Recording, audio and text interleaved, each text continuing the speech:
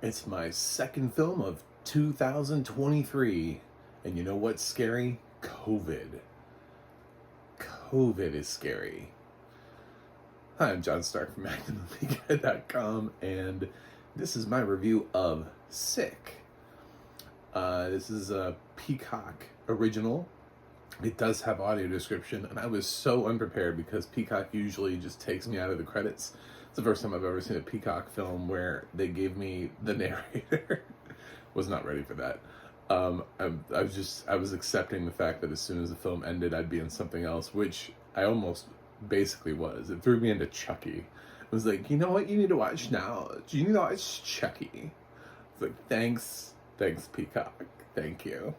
Thanks a lot. But I did just barely start to get audio description information, and then it was like, you're going to watch Chucky now. So I missed on the audio description because I've never seen it at the top of a Peacock release like that. But it does have audio description, and that's good because it's a slasher. This is a slasher. I'm not gonna lie to you. The film is pretty obvious what it is from the very beginning. I didn't even look it up. I'm pretty certain this is a Kevin Williamson movie. If this isn't a Kevin Williamson movie, this is somebody who needs to pay Kevin Williamson some money for pretending to be Kevin Williamson. It feels so much like it's trying to pay homage to Scream. It's ridiculous. The beginning opening sequence to this thing is, I was like, is this a Scream spinoff? Is this a spoof of Scream? I guess that's a spoiler, but yeah, it's an opening kill sequence for those who can't figure out what's happening in the beginning part of the sequence. This is plotted exactly as if you were watching Scream. Takes place during COVID, when everybody's in a lockdown, and the grocery store shelves are bare, and college kids are quarantining, but are they really quarantining? Or are they like having ragers and spreading the COVID? See, that's the thing, is perhaps maybe they're not quarantining as recommended by Dr. Fauci, who, it's funny because they use actual like news clips and interviews, so like in the background you can hear people talking about Fauci. At one time they play like a drinking game. If somebody says Fauci, they take a drink, take a shot. This is actually decent. I mean, I gotta be honest with the film. It requires you to take a giant leap in logic, actually a couple of them, but it's fast. It's fast paced. It does exactly what it wants to be. It's got, I don't know that it's got some good scares. But it moves so quickly that you know exactly what kind of it doesn't pretend to be anything else. There's no deep mystery here. It doesn't even have that kind of fun of Scream, of them trying to uncover who the killer is. You know, like in the friend circle, is it one of us? Oh my god, no, it's like, this killer is not one of you, and we've established that. We don't know who this killer is, but they're coming for you. They have gone to a lot of trouble. I don't know what you did last summer, but this killer, this killer's coming for you.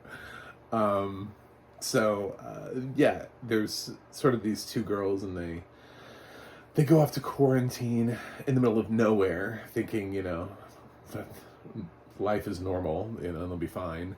One of them is rich apparently, and has this cabin out in the middle of nowhere on a lake, and you know, it's their dad's cabin or something, and he's not using it, so they decide to go quarantine out there because I'm assuming their college closed for the semester. This feels like at the beginning of the pandemic when everything was sort of shutting down, and there was nothing on store shelves, and people, you know, they show like him wiping down the food and just a lot of things when we didn't really know what to do with COVID at the very beginning, and we were just cleaning everything and hand sanitizing and wearing masks and all that, and it shows a lot of that at the very beginning.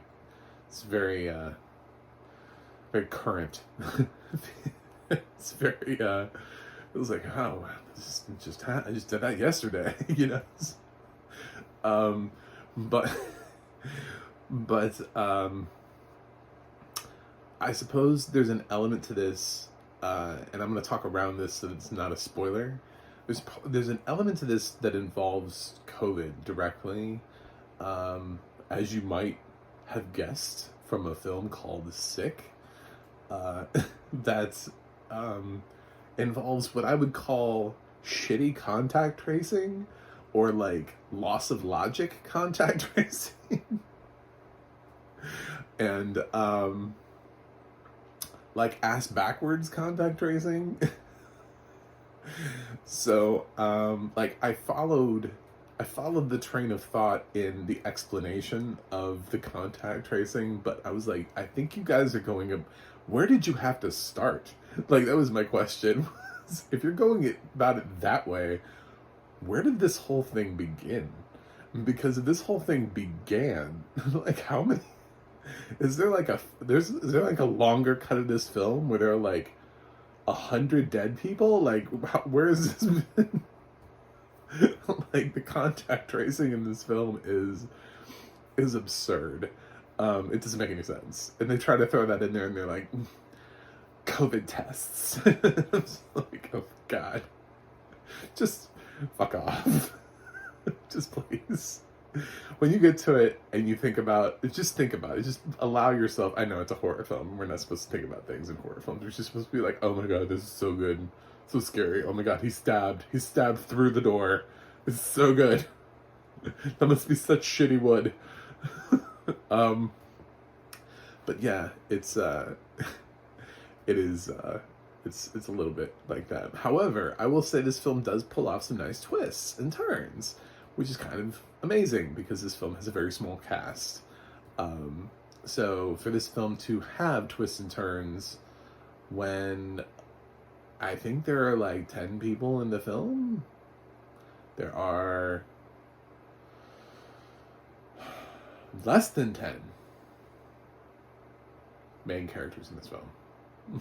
Less than 10 people who would qualify as any sort of a character in this film. That is not like an extra, you know. So when you have that few characters, to be able to have any twist at all is just kind of impressive. So it does earn its R rating, I guess, but it's mostly the stuff you've seen before. Even if I'm talking to like the sighted audience, if I'm talking to the non-sighted audience, just watch this with your kids. If you got blind kids, I don't think that. I just consider this PG-13. Like, I don't know if it is, but I'm sure there's like one death that is gorier to look at, but like when it's described, you're just like, nah. I feel like I've seen way worse than that before. Otherwise, it's just typical slasher stuff. It's just like, two people die like the exact same way. It's kind of uninventive. So yeah, it's not necessarily the most creative or gory, so I wouldn't worry about that. I don't know that it's jump scares either. It's fun. It reminds me of Scream. It reminds me of that feeling that I got watching Scream for the first time and being like, what is this? What's going on? What's happening here? And I think there was an attempt made to kind of bring that magic back, but it just kind of loses it a little bit because the magic is not in this franchise, it's in the Scream franchise. So you're just repurposing the magic, and it feels repurposed. It feels like we're doing that, and you know, I wanted to be like to these people who are so concerned about COVID. I'm like, are those masks Are those masks really, are they approved by Fauci? Are those health masks? Are they going to help you save yourself against COVID? Are you protecting yourself? Did you remember to wash your hands? Are you social distancing? You know, people so concerned about all the COVID protocols.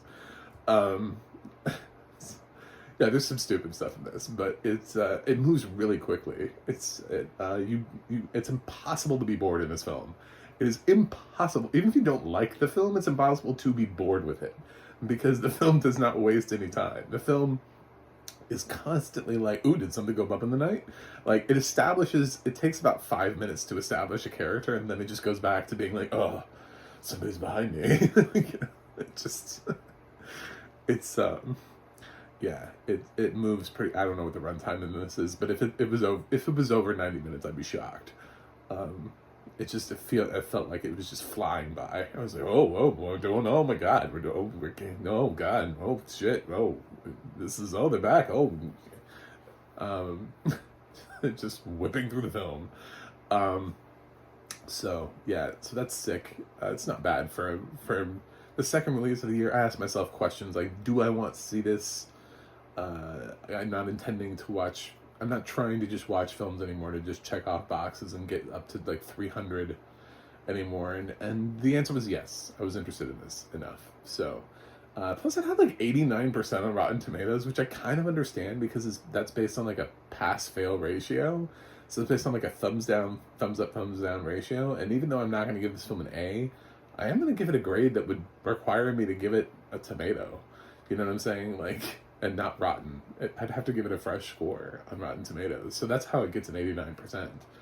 I don't think that 89% average is very high, but that is it's pretty universal that everybody can agree that this film is at least worth watching. So anyway, audio description here again is fine. There's you've got a non-verbal stalker killer, so it has to tell you where they are. But it also can't reveal to you anything that would below the jump scare attempts. Nothing was scary. I was never scared. There wasn't a single jump scare in this thing where I was like, yup. It feels like that film that is predictable, but I think that's what it's supposed to be. I think it's trying to be that film. So I can't hate on it too much. But that's it. Of the two films I've seen so far in 2023, this is the better one. So there's something. This is currently the best film of 2023. I'm gonna give Sick a B. That's it. So enjoy it. It's on Peacock. If you like horror films, if you love slashers, I don't know why. Like, if you love slashers and you're dying for that 90s nostalgic feel in a slasher, then you have to do yourself a favor and watch this, because I haven't seen anything come this close since that Scream reboot. We just don't make films like this anymore. This is way better than They Them, by the way. This is way better than They Them. Even the leaps of logic that you get towards the end where you're just like, I don't even know. I mean, please stop talking. Please stop trying to explain. Stop explaining. When you get to that point in the film, it's still a way better film than They Them. It makes way more sense. So, good job, Peacock, on making a random horror movie, throwing it in January and making it not shitty. And thanks for subscribing, thanks for watching, thanks for tuning in, and if you're not a subscriber, please subscribe to keep talking about films that have audio description and keep moving the medium forward. I also have a website, macthemovieguy.com. You can follow me on Twitter and Instagram at macthemovieguy. You can go to the audio description project, adp.acb.org. It'll let you know what has audio description and where you can watch it. And you can go to the ADNA.org. That's the ADNA.org. And it will let you know, who's narrating your favorite films and television series. That's it for me today. I will review something else for you guys and see you on the other side.